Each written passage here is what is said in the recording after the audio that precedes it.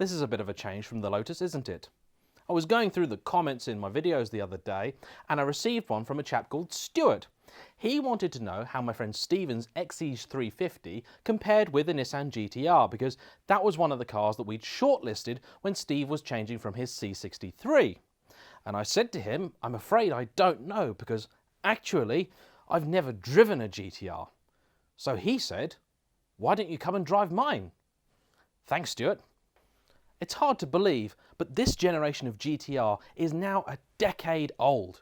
And for that reason, I'm not really going to bore you with the particular specs and features and functions of the car, because I think you're all going to be pretty familiar with them. I do just want to take a minute or two, though, to talk about this specific car and also the expectations that I have of it, because you will certainly have your own preconceptions of this car, regardless of whether you've actually driven or passengered in one. And I, by the way, haven't even been a passenger in one of these before. Now, in my dream 5 or 6 car garage, there wouldn't be a Koenigsegg, there wouldn't be a Bugatti Veyron, there wouldn't really be a Lamborghini Aventador, there definitely wouldn't be a McLaren 720S, but there would be a Bayside Blue R34 GT-R. I am of the Gran Turismo generation, and that car to me is an icon. I could have bought one when I got the Evora, but I never saw one that really kind of screamed out to me, and to be honest, I was worried that it probably wouldn't live up to A, the expectation, and B, the prices that people are unfortunately now asking for them. In terms of this car though, this is actually a very, very standard car, which is quite hard to find in GT-R world. The only modification of note is a Litchfield Stage 1 map, and that brings the car to about 580 brake horsepower. And that's useful because this car would have started with about 480 when it was new, but the current 2017 GT-R is around the 570 mark, and there aren't many other significant mechanical changes. Most of the recent changes have been to the interior. So in terms of the driving experience, this should be a very relevant car. So in terms of expectations, what do I think the car is going to be like to drive? Well, it is now getting a little bit old.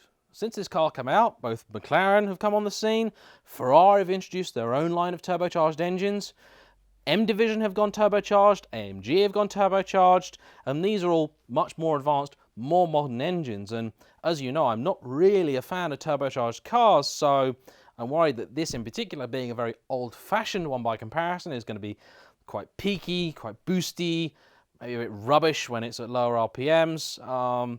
Definitely fast. It's definitely going to be quick when it's on boost. I've no doubt about that at all. And I'm pretty sure it's going to be very quick around the corners as well. It's got huge tyres on it. It's got 275 fronts, 305 rears, and advanced four-wheel drive system. But I really don't know. I don't know whether it's going to be enjoyable to drive. I don't know whether it's going to be very easy to drive, because it's a massive car. This is a big machine, considering there's only really a 2+2 seating in there. There's not actually much more room in it than in my Evora, but it's a considerably bigger car, so I don't know how well I'm going to get on with it, especially as we're on some familiar roads and they're not particularly big. But there's only one way we're ever going to find that out, and that's to take it out.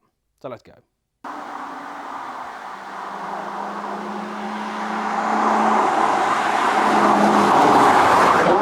So this is my first experience driving a Nissan GT-R. We're currently on a fairly slow 40-mile-an-hour limit and reasonably smooth road, because we're on the way to a little windy tight country road that I quite enjoy. Now the car is presently in all of its normal settings and is in fully automatic mode.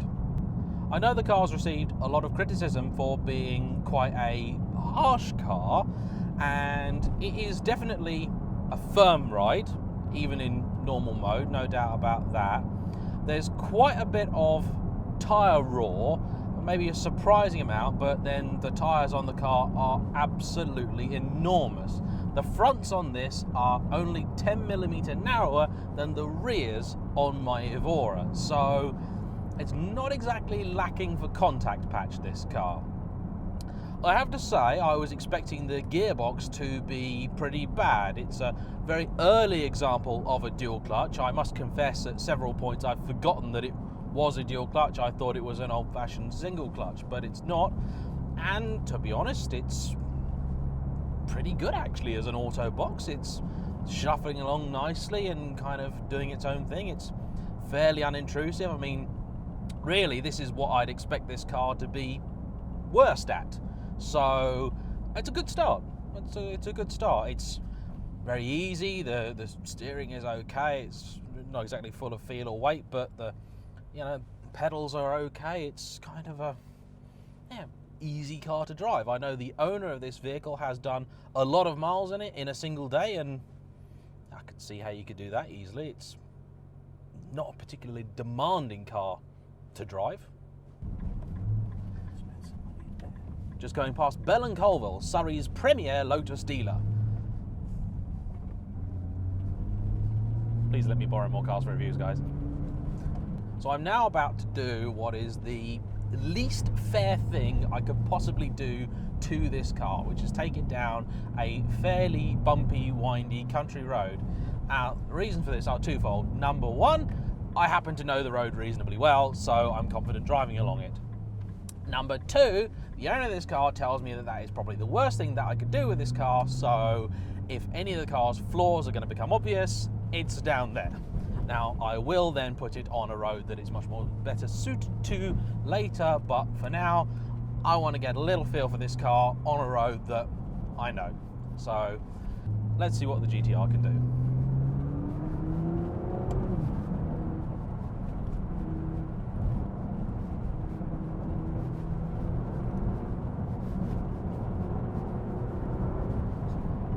I'm impressed with the body control. I gotta say, this is a really bumpy road. I'm sure you can see the car chucking me about. Half that's because the car is quite stiff and so is the suspension, but most of that is because this is a bad road. But she's not bottoming out, and it doesn't feel like it's going to. Yeah, we just put the car in its stiffest suspension mode, which Nissan called R mode, evidently designed by pirates, and it is a bit stiffer, but not, I wouldn't say it's hideous, definitely not a comfy car. To be honest, it's not probably miles worse than the Aston Martin Vantage that I drove. So when you put it into that kind of context, that's actually, I'd say, pretty damn good for Nissan, considering this car, when it came out, cost about £55,000. So, you have to remember, this was not actually a very expensive car when it came out. I'm quite impressed. Also, this genuinely is the first time I have ever driven not just this car, but any GT-R. The first time I'd ever passengered in one was about half an hour ago when the car's owner took me to where we set up all the cameras and things, and I feel quite confident driving this car. For a car with this amount of power, it's not scary at all. It's a nice car to drive, actually. Yeah, it's throwing me about a lot, but this is probably the worst road that I know. The reason I like this road is because if you drive this road in a Lotus, this kind of shows you what a Lotus is all about. So I am being very, very harsh on the Nissan by taking it down here, but as I knew the road, I wanted somewhere that I could take it that was safe. Also, this happens to be a road where I can throw it down at the speed limit. 60 miles an hour down this road is actually a fair lick in a lot of places. So it's a good start for the GT-R.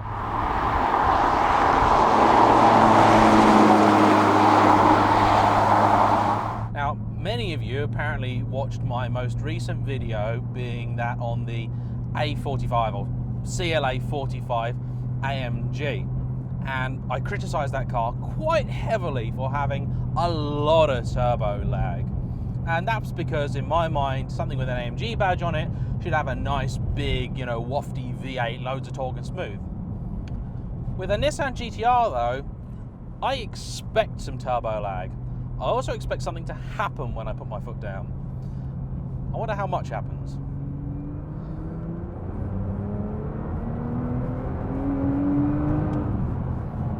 quite a bit. It's interesting though, it drives similarly to the McLaren that I've driven, and you won't have seen that video because there wasn't a video. Now, I've driven some very old-fashioned turbo cars, and those are almost sort of two-strokey in their delivery. You know, you sort of wait, there everything is, bang, you're off, gone. This is very linear, very progressive.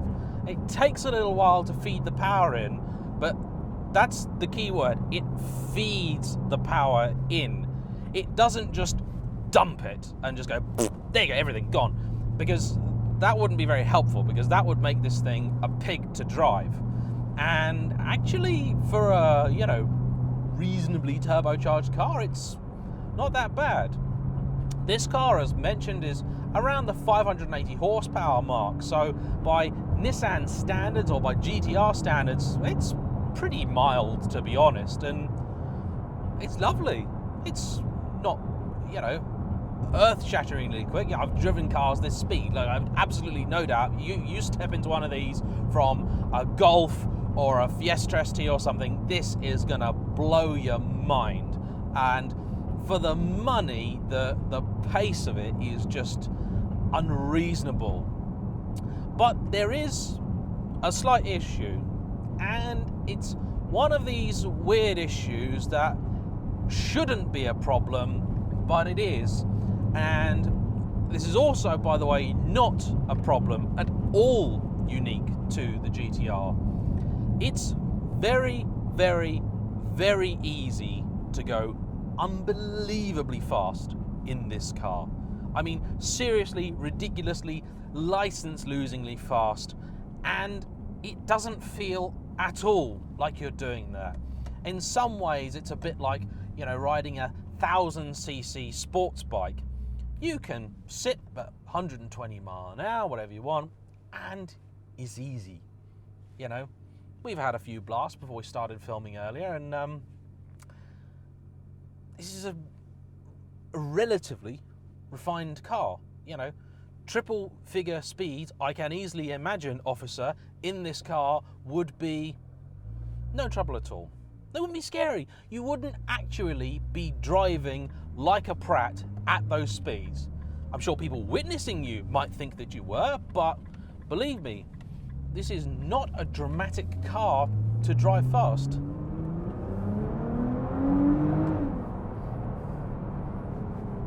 Easy. That was a quick blat in second. Now, second in a lot of cars, certainly with this kind of power, is going to be a bit of a handful. My M3 in second with almost half the power of this, in a lot of conditions that could be interesting, but this, easy. It also sticks to the road very, very well. I need to find a corner with a decent speed limit, but I know how much this car weighs, and with 2 grown adults in it, it's got to be over 2 tons, but it's just nailed down. Now, the enormous tyres are going to have a lot to do with that. The all-wheel drive system is going to have a lot to do with that. But I'll say something for this car.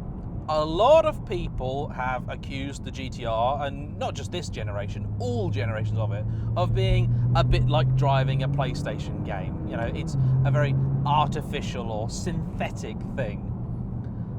I don't think that it is. A lot of the reviewers I've read who are fans of this car say that it's actually quite a mechanical car. In some ways, you could nearly call it an analog car. And I'd be inclined to agree with that. You definitely feel a connection with the car. It makes quite a few different noises. I was talking through them with the owner. You know, there's noises from the diff, there's noises from other bits of the car, there's noises from the tyres, there's noises everywhere because it's a very, very mechanical thing. If I want to pick some holes in it, the interior is cheap and nasty, but yeah, everyone knows that. The latest one is quite a lot nicer, but you have to bear in mind that when this thing came out, it was about 60,000 pounds, and it had about 480 horsepower. Now, Ferrari at the same time were making the F430, and that had about 10 horsepower more and was more than twice as much. So I think Nissan can be excused for having an interior that is not exactly up to scratch. What else should we talk about? Let's talk Gearbox. It's quite good. We just put the car in its max attack mode. So that's R setting on everything. Very often, early dual clutch boxes tended to have a problem with either the up or the downshift. You could never really predict which. Each manufacturer seemed to have a problem with one or the other. Now, in this car, in all modes, downshifts are brilliant. They are instant. So it's down, click, down. No hesitation, no delay. Perfect.